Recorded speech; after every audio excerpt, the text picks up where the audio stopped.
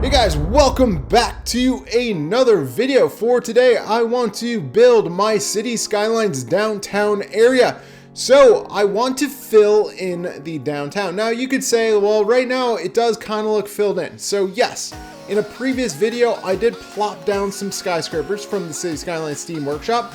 But for today, I'm getting into why I filled in certain things in certain ways. So let's get started. So as I start building my downtown area, you're going to see that I'm rezoning commercial and residential areas. So what I'm trying to do is I want these skyscrapers or high rises, I want them spread out because I don't want a million skyscrapers on top of each other.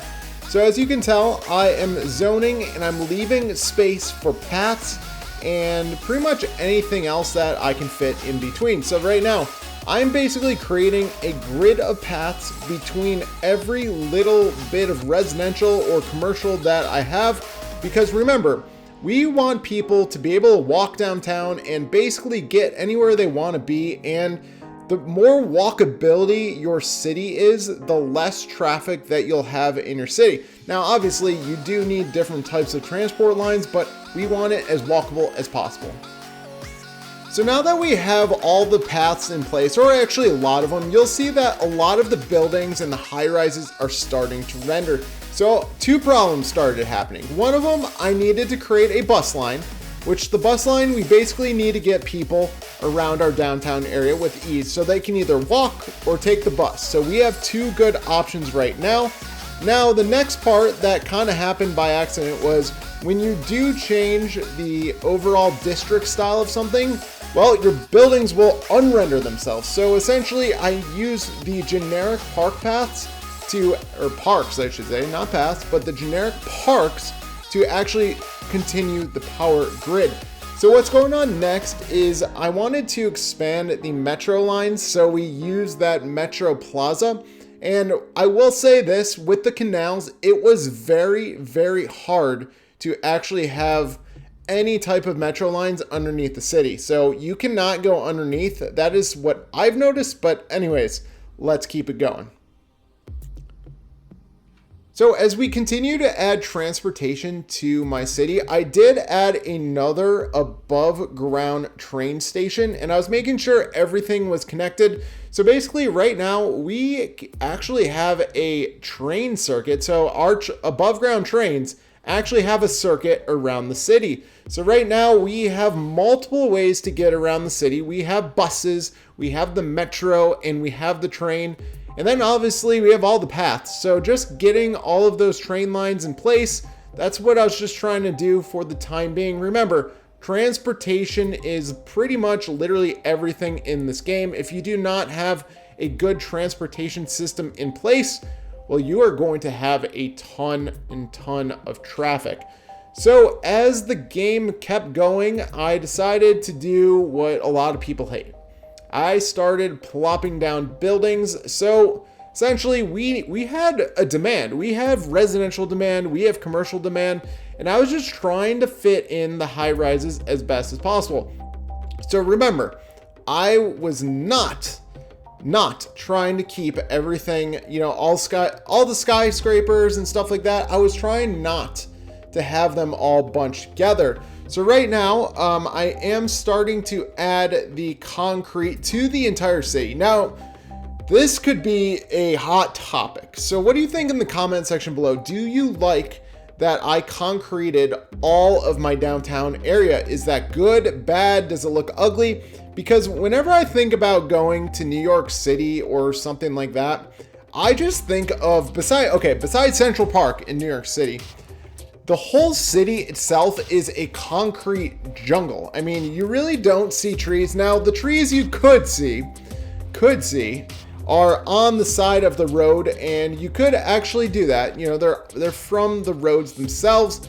But anyways, so as we finish up concreting the city, I did want to add something pretty cool. So I do love those bushes that I just showed you, but I added a cool festival area. So basically this is where concerts are. So if you've ever been to Cleveland, Ohio, they have one of these downtown concert venues that, it's kind of downtown and on a river, and that's what I was thinking of when I built that festival area. So again, we have a ton of concrete, and so what I kept doing was I kept trying to fill in as many buildings as possible, because again, we have a ton of demand, and then we start detailing and the detailing continues. So thank you guys for watching. I'm gonna fast forward this a little bit so you guys don't have to watch the whole thing. Talk to you soon.